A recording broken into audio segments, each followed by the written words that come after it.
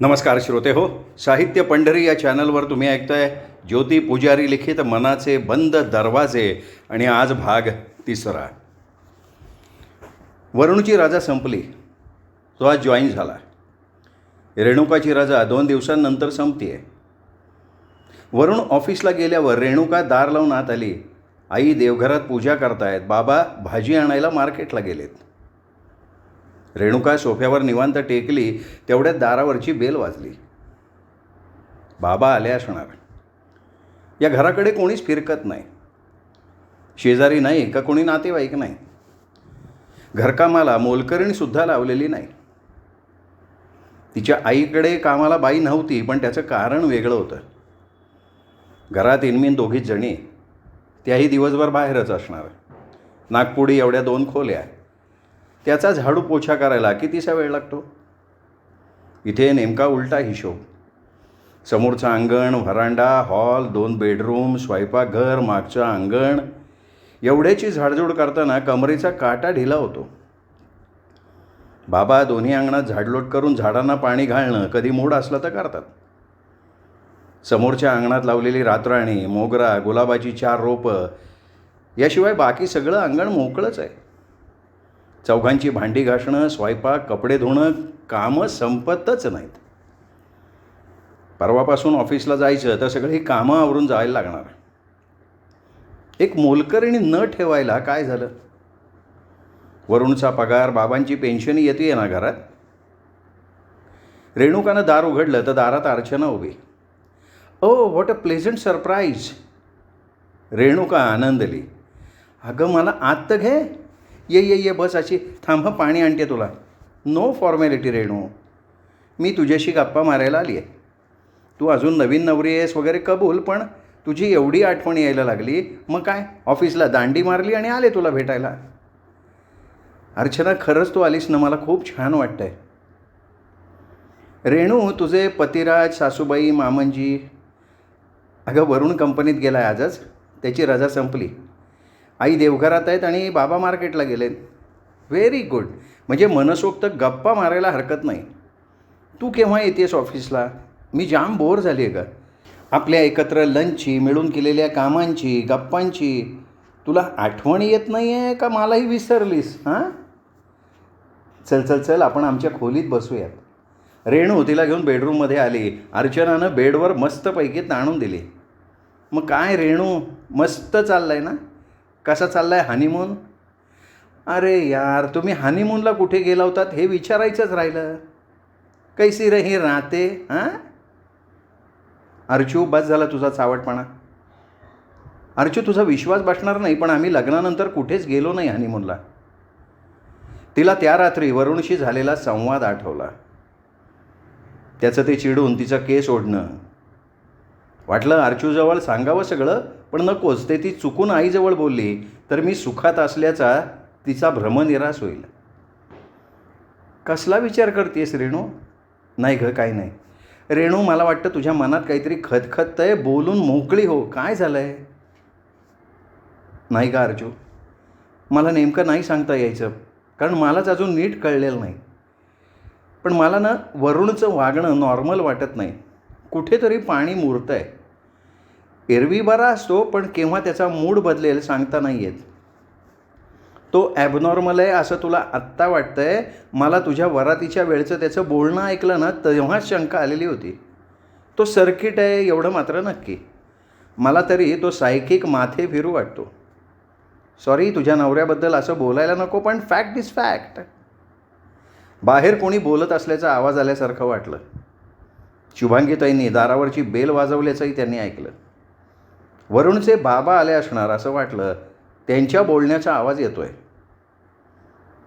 कदाचित T V लावला असेल असं वाटून दुर्लक्ष केलं. रेणुका कोणाशी तरी बोलतीये हे नंतर त्यांच्या लक्षात आलं. कोणाशी बोलतीये, कोण आलं असणार आणि काय सांगतीये ही? वरुणच्या आई सावध झाल्या. उठून हॉलमध्ये आल्या. आवाज रेणुकाच्या खोलीतनं येतोय. ते रेणुकीच्या खोलीच्या दारातनं डोकावल्या. रेणुका आणि एक काळी सावळीशी रोड मुलगी रेणुकीच्या पलंगावर बसल्यात. त्या मुलीच्या तोंडचे शेवटचे शब्द त्यांनी ऐकले. तो सायकिक माथे फिरू वाटतो. तो म्हणजे कोण? या नक्कीच वरुणबद्दल बोलत असणार. काय गं, ही कोण? अहो आई, आत या ना, ही माझी मैत्रीण अर्चना. अर्चना मुजुमदार, माझ्याच ऑफिसमध्ये आहे. मग आत्ता ह्यावेळी इथे कशी? अहो कशी म्हणजे काय? मला भेटायला आली आहे ती. तुझ्या लग्नाला फक्त 15 दिवसच झालेत ना? याआधी तुम्ही भेटला असालच ना? मग लगेच एवढ्या तातडीनं भेटायला यायचं काय कारण? हे बघा, ती मला भेटायला आली आहे. तुमची काही हरकत असायचं कारणच नाही ना? आणि वरुणबद्दल काय सांगितलं तिला? काहीतरी सांगितलं असणारच, त्याशिवाय ही तो माथे फिरवय असं म्हणालीच नसती ना? अहो तसं काही नाही आहे. घरातल्या गोष्टी चव्हाट्यावर मांडायची गरज नाही आहे. लपवण्यासारखं काही आहे का आई? अगं माझ्या घरात येऊन माझ्याशीच तू अरेरावीनं वागतेस. तुमचं घर? आता हे घर माझं सुद्धा आहे. माझी माणसं इथे येणार. मला तुमच्या परवानगीची गरज नाही. अगं लग्न होऊन महिना नाही झाला तर बोलते कशी उर्मटासारखी? मला सुद्धा असं बोलायला आवडत नाही, पण तुम्ही बोलायला भाग पाडताय. वरुणला येऊ देत गं, मग बघते तुझ्याकडे. अहो आई, एवढं चिडण्यासारखं झालं आहे काय? रेणुकानं जरा समजुतीनं घ्यायचं ठरवलं. रेणू चल बाई, मी निघते. माझ्यामुळे तुला त्रास नको. परवा तू ऑफिसला येतेस तेव्हा भेटू. अर्चना सगळा रागरंग बघून निघाल. अगं चहा नाही, कॉफी नाही, बोलणं नाही, बसणं नाही, निघालीच कशी? रेणू अगं, चहा कॉफी वगैरे औपचारिक गोष्टींची गरज आहे का? तुला भेटायची तीव्र इच्छा झाली, तडक आले तुझ्या घरी. पण तुझ्या घरात इतरही माणसं राहतात हे लक्षात नाही आलं माझ्या. अच्छा बाय, भेटू परवा. अर्चना शुभांगीताईंना खेटून बाहेर पडली. काय सांगत होतीस ग त्या भवानीला? तिच्या गळ्यात मंगळसूत्र दिसत नाही म्हणजे लग्न झालेलं नसणार तुझ्या या मैत्रिणीचं. म्हणूनच दुसऱ्याच्या घरात नाकं खुपसत फिरती वाटतं. आई, अर्चनाबद्दल एकही शब्द बोलू नका. तुम्हाला सांगण्यात अर्थ नाही म्हणा. फसवून आपला खोटा शिक्का दुसऱ्याच्या कपाळी मारणाऱ्याला दुसऱ्यांचा चांगुलपणा दिसतच नाही. शुभांगीताईंना कोणीतरी खाडकन थोबाडीत मारावं तसं झालं. बाबा भाजी घेऊन आले.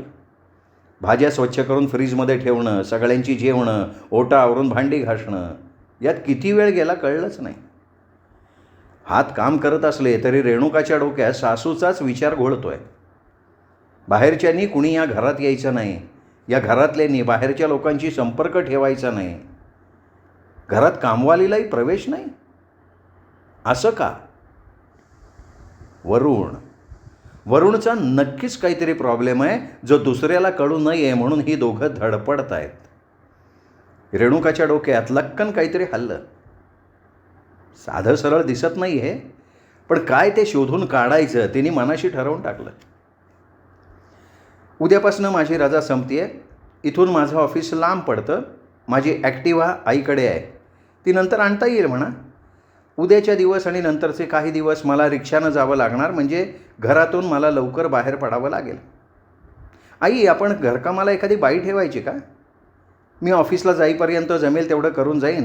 नंतर तुम्हाला बरंच काम पडेल. त्यापेक्षा धुणं, भांडी, झाडू पोछ्याला बाई ठेवू. स्वयंपाक मी ऑफिसला जायच्या आधी करून जात जाईन. तिला कधीतरी हे सुचवायचं होतं. आज सगळेच हॉलमध्ये TV बघत बसले. ती संधी साधून तिने सुचवायचं धाडस केलं. कुणीही तिच्या बोलण्याची दखलसुद्धा घेतली नाही. सगळे जणू बहिरे असल्यासारखे बसलेले, मख्ख चेहरे. तिला चीड आली, पण तिने स्वतःवर ताबा ठेवला. आई, अहो मी काय म्हणतेय, आपण घरकामाला बाई ठेवूया. ती जरा मोठ्यानंच बोलली. अरे काय कटकट लावली आहे? घरकामाला बाई ठेवायची? मग तू काय करणार? पायावर पाय ठेवून बसून राहणार? वरुण म्हणाला. माझी रजा उद्या संपते. मला उद्यापासून ऑफिसला जावं लागणार. कोणी सांगितलं? काय कोणी सांगितलं? रेणुकाला त्याचा प्रश्नच कळला नाही. हेच ना, तू ऑफिसला जाणार वगैरे. वरुण कुचकटासारखा हसला. कुणी सांगायला कशाला हवं?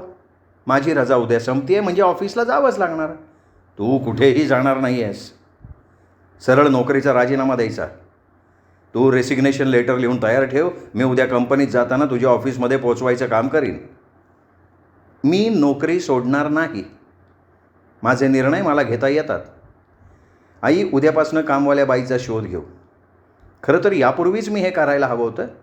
ठीक आहे, देर आहे दुरुस्त आहे. कामवाली बाई? तिला पैसे काय तुझा बाप देणार आहे का? अहो, माझा बाप तर कधीच वर गेला आहे. तो जिवंत असताना तर त्यांनी तुझ्यासारख्याशी माझं लग्नच होऊ दिलं नसतं. आणि आपल्या घरातल्या मोलकरणीला पैसे द्यायला माझ्या माहेरची मदत कशाला हवी?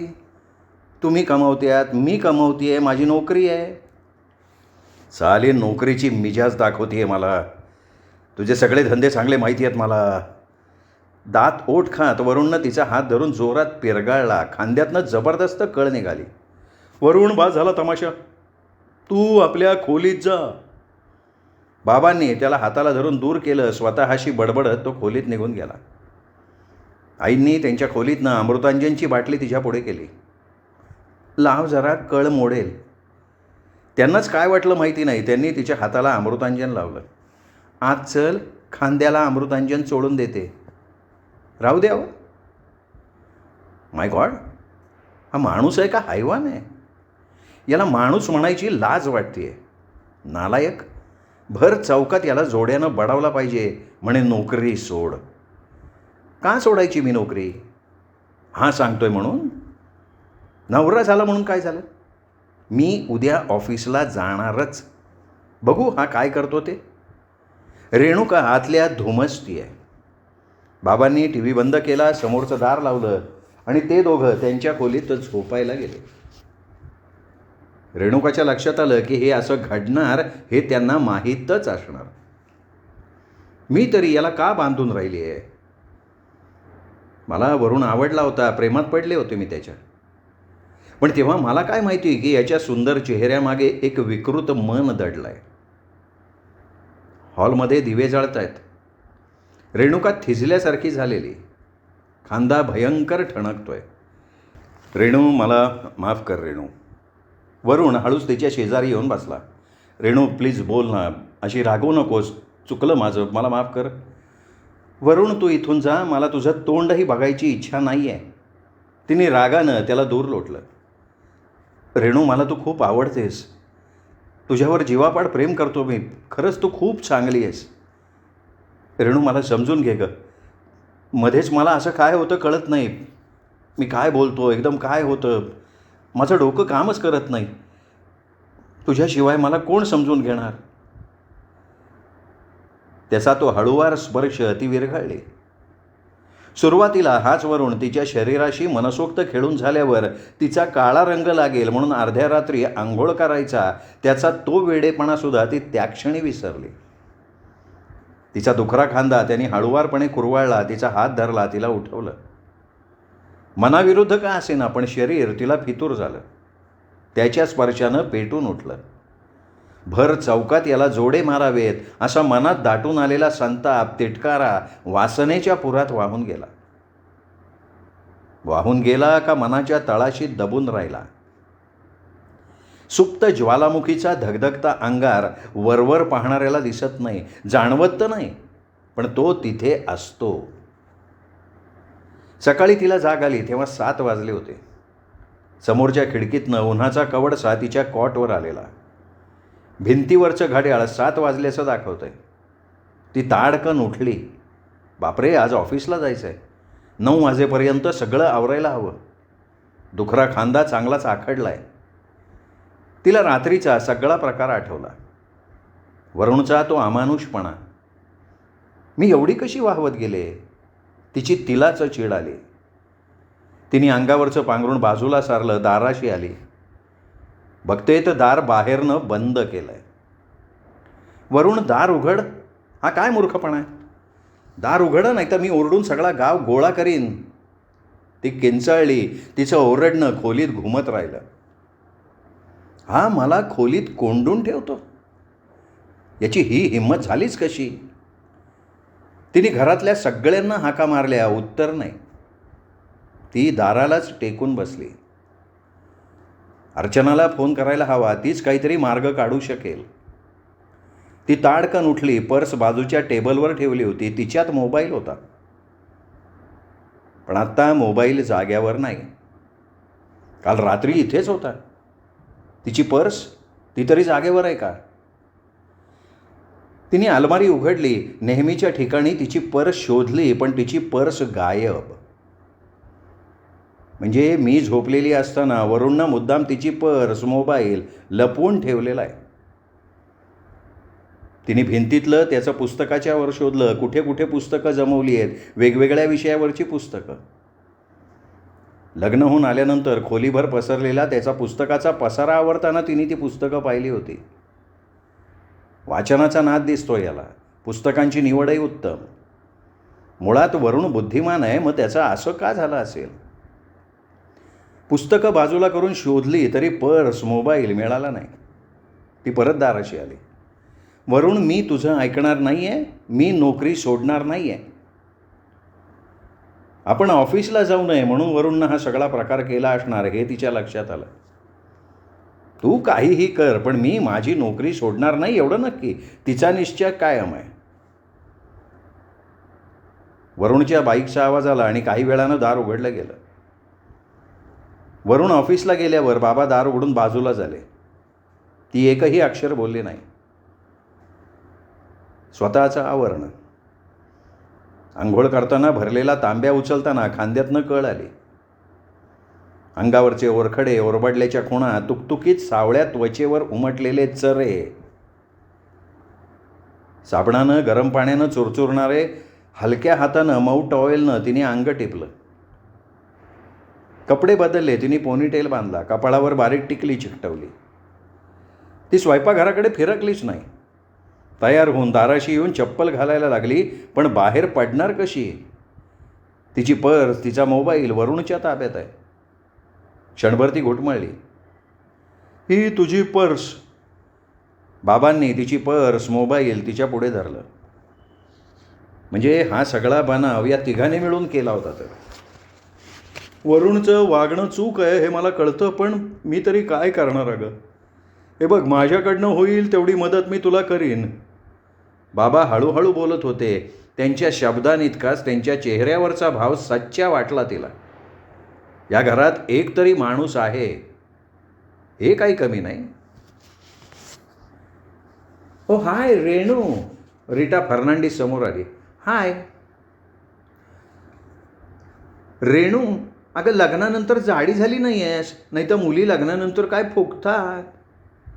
रीटा मॅडम, रेणुका मॅडमच्या लग्नाला फक्त 15-20 दिवसच झालेत, जरा 2-4 महिने जाऊ द्या मग बघा. आत येणाऱ्या सरोदे मॅडम हसत हसत म्हणाल्या. तिच्या टेबलापर्यंत जाताना भेटणाऱ्या प्रत्येकानं तिची विचारपूस केली. लग्न छान झाल्याचं आवर्जून सांगितलं. मस्टरवर सही करून ती सरळ अर्चनाच्या टेबलवर आली. हाय रेणू, आत्ता मस्त वाटतंय, म्हणजे ऑफिसमध्ये बहार वगैरे आल्यासारखं वाटतंय. झालं का तुझं सुरू? रेणू तिच्याशी बोलून आपल्या टेबलाकडे वळली. दिवस कसा मजेत गेला. वरुणचा आक्रस्ताळेपणा, त्याच्या आईवडिलांचं विचित्र वाटणारं बोलणं सगळं मागे टाकून ती ऑफिसच्या कामात रमली. सकाळी चहासुद्धा न घेता घरातनं बाहेर पडली होती. पोटात भुकेनं खड्डा पाडला होता. कसा तरी लंचपर्यंत धीर धरला. लंचमध्ये अर्चनाबरोबर समोरच्या विश्रांती रेस्टॉरंटमध्ये जाऊन चापून जेवली. संध्याकाळी परतताना ती शेजारच्या घराकडे वळली. शेजारच्यांच्या दारावरची नावाची पाटी वाचली, धारगावकर. तिने बेल दाबली. दार उघडलं गेलं. दारात एक मध्यमवयीन बाई उभ्या. तू केणींची सून ना गं? त्या बाईंच्या चेहऱ्यावर आश्चर्य. हो, तुमच्याकडे कामाला कोण येतो? कामाला होय, सावित्री येते. काय काम करते ती? अगं दारातच काय बोलत उभी राहिली आहेस, ये की आत ये. त्या दारातनं बाजूला झाल्या. ती आत आली. घर छान सजवलेलं, नीटनेटकं, टापटीप. ती सोफ्यावर अलगट टेकली. सावित्रीचं विचारत होतीस ना? माझ्याकडे ती धुणं, भांडी, झाडू, पोछा सगळी कामं करते. काम चांगलं करते, प्रामाणिक आहे. तिला उद्या सकाळी आल्यावर आमच्याकडे पाठवाल? हो पाठवेन की. तुम्ही कामवाली लावणार आहात? रेणुका लगेच निघाली. ती घरी आली तेव्हा वरुण घरी पोहोचायचा होता. कपडे बदलून तिने चहा केला. चहाचे घुटके घेत ती आरामात हॉलमध्ये सोफ्यावर बसून राहिली. बाबा अंगणात झाडांना पाणी घालतायत. आई मागच्या अंगणात शेजारच्या बाईंशी बोलतायत. शेजाऱ्यांशी संबंध नको असणाऱ्या या बाईंचं या शेजारणीशी मात्र जमतं. यापूर्वीही तिने 1-2दा आईंना शेजारच्या रेवतकर काकूंशी बोलताना पाहिलं होतं. उद्या सकाळी सावित्री नावाची बाई घरकामाला येणार आहे. रात्री जेवणाच्या वेळी रेणुकानं सांगून टाकलं. तुला एकदा सांगून कळत नाही का, मठ्ठ डोक्याची बाई. वरुणची धुसफूस सुरू झाली. वरुण मोलकरीण न ठेवण्याचं मला तरी काही कारण दिसत नाही. आणि दुसऱ्यापासून लपवण्यासारखं आपल्या घरात काही आहे का? आपणही चार चौघांसारखी सामान्य माणसं आहोत. आई आता किती दिवस काम करणार, त्यांना नको का विश्रांती? तू नोकरी सोड, तुला म्हणालो ना मी तुला एकदा सांगितलं ना, मी नोकरी सोडणार नाही, रेणुका परत ठाम स्वरात बोलली. वरुणनं समोरचं ताट उचललं, तिच्या दिशेनं भिरकावलं. ती चटकन बाजूला झाली. तो तरातरा उठून गेला. ती थंडपणे त्याच्याकडे बघतीये. आता याला सुधरवायचंच, मागे वळायचं नाही. याला बदलून दाखवीन तर मी नावाची रेणुका. तिचा जिद्दी स्वभाव उफाळून आला. तुला तरी नेमकं जेवताना हा विषय काढायची काय गरज होती ग? जेवता जेवता उठून गेला ना तो. आई, मी त्याला जेवणावरनं उठून जा असं सांगितलं नाही. राहिला मुद्दा कामवालीचा विषय काढायचा, तर आपण चौघही एकत्र येण्याची हीच वेळ असते. सकाळची घाई असते आणि त्यानंतर आम्ही दोघं बाहेर असतो. तू त्या बाईला सांगितलंयस ना, येऊ दे तिला. किती दिवस जगापासनं सगळं लपून राहणार आहे? याचा अर्थ लपवण्यासारखं काहीतरी आहे बाबा. तुमच्या बोलण्याचा हाच अर्थ घ्यायचा ना. सगळे अर्थ, संदर्भ, स्पष्टीकरण हळूहळू कळेल तुला. काय घाई आहे? अर्थ, संदर्भ, स्पष्टीकरण? पण कशाचं बाबा? रेणू, संध्याकाळी तयार राहा, आपल्याला बाहेर जायचं आहे. जरा शॉपिंग करून येऊ. वरुण कंपनीत जाताना सांगून गेला. आताशी तो बारा निवळला आहे. तिचं नोकरी करणं आता नाईलाजानं का होईना, पण त्यांनी स्वीकारलं आहे. ती संध्याकाळी लवकर घरी आली. सावित्री यायला लागल्यापासून बरीच कामं हलकी झाली आहेत. घर स्वच्छ आवरलेलं असतं. तिच्या लग्नाच्या आधी त्या खोलीकडे आईंचं दुर्लक्ष होत असणार. लग्नानंतर खोलीची अवस्था बघून कळत होतं, पण आता खोलीला रंगरूप आलं आहे. वरुण संध्याकाळी कंपनीतनं परतल्यावर फ्रेश झाला. दोघं त्याच्या बाईकवर शॉपिंग करता बाहेर पडले. मध्येच याला शॉपिंगचं काय सुचलं? लग्नाच्या कोऱ्या साड्या, ड्रेसेस तसेच आहेत. ठीक आहे, होऊ दे त्याच्या मनासारखं. दोघं मनसोक्त भटकले. त्यांनी तिच्यासाठी छानसा सलवार सूट घेतला, स्वतःसाठी टी शर्ट खरेदी केला. दोघं कॉफी शॉपमध्ये आले. कॉफी शॉपमधनं बाहेर पडून रस्त्यावरून गर्दीत मिसळले. तेवढ्यात वरुणच्या कंपनीतला शशांक सुभेदार समोर आला. हॅलो वरुण. शशांकनं शेक्यांसाठी हात पुढे केला. वरुण निर्विकार चेहऱ्यानं त्याच्याकडे बघत उभा राहिला. हॅलो मिसेस केणी, तुमच्या लग्नाला येऊ शकलो नाही कारण हा तुमचा नवरा मला निमंत्रण द्यायचंच विसरला. मी शशांक सुभेदार, वरुणचा कलीग आहे. स्वतःची ओळख त्यांनी स्वतःच करून दिली. सुभेदार, कंपनीतल्या ओळखी कंपनीपुरत्या ठेवायच्या. माझ्या बायकोनं परपुरुषाशी बोललेलं मला आवडत नाही. वरुणनं त्याला झटकून टाकलं. शशांकचा चेहराच उतरला. वरुण रस्ता क्रॉस करून पार्किंग प्लेसकडे गेला. सॉरी हां, वरुणनी असं बोलायला नको होतं, रेणू त्यांना म्हणाली. फॉरगेट इट, तो पहिल्यापासून असाच आहे, मगरूर. सॉरी, तुमच्या नवऱ्याबद्दल असं तुमच्यासमोर बोलायला नको, पण करणार काय, तो आहेच तसा. कंपनीसुद्धा त्याचं कोणाशी पटत नाही. दूर उभा राहून वरुण त्या दोघांकडे रागानं बघतोय. शशांकचा निरोप घेऊन हातातल्या बॅगा सांभाळत रेणू रोड क्रॉस करून वरुणजवळ आली. रस्ताभर ती त्याच्याशी एकही अक्षर बोलले नाही. तोही आतल्यात घुसमटतोय. घरात शिरल्याबरोबर हातातल्या बॅग्स बाहेरच्या कोचावर टाकून ती सरळ त्यांच्या बेडरूममध्ये शिरली. बाईक अंगणात स्टँडवर लावून वरुण वादळासारखा तिच्या मागे झेपावला. काय बोलत होता तो सुभेदार माझ्याबद्दल, आणि तू का गुलूगुलू बोलत होतीस त्याच्याशी? तो कर्कश किंचाळला. ती गरकन मागे वळली. Stop it. साधे मॅनर्स कोणी शिकवले नाही तुला? समोरचा काय बोलतोय आणि तू काय बोलतोयस, कशाला ताळमेळच नाही. अगं, तू किती ओळखतेस त्या सुभेदाराला? एवढी का त्याची कड घेतीयस तू? तो हरामखोर बायकांच्या बाबतीत जरा हाच आहे. तुझ्यावर फार इम्प्रेशन पडलेलं दिसतंय त्याचं. काही एका पुरुषानं समाधान होत नाही, तुला आता दुसरा पुरुष हवा वाटतोय मजा मारायला. हां, मूर्खासारखं बोलू नकोस तू. तिला त्याची भयंकर चीड आली. त्यांचा आरडाओरडा ऐकून आत असलेले आईबाबा त्यांच्या खोलीत आले. काय खोटं बोललो मी? तुझे सगळे ढंग माहिती आहेत मला. वरुण, तुझा मेंदू सडलाय. तुझ्या सडक्या मेंदूत असेच सडके विचार येणार. माझा मेंदू सडला आहे आणि तुझं सगळं छान गुळगुळीत आहे ना, असं म्हणून तो विचित्र हसला. वरुण, एक शब्दसुद्धा पुढे बोलू नका. मिजाज दाखवतेस का मला? अगं इथे सगळ्यांसमोर नागडी करे. वरुण. बाबाही चिडले. ही माजली आहे. तो तिच्याकडे झेपावला. ती बाजूला झाली. बाबांनी त्याला मागे ओढलं. त्याच्या घशातनं गुरगुरल्यासारखा विचित्र आवाज आला. ती शहारली. बाबांनी काडकन त्याच्या थोबाडीत मारली. वरुणची गरीब शिळीच झाली. बाबांनी एवढ्या मोठ्या मुलाला मारावं? ती थक्क झाली. श्रोते हो, हा होता भाग 3. भाग 4. उद्या. तोपर्यंत नमस्कार मित्र.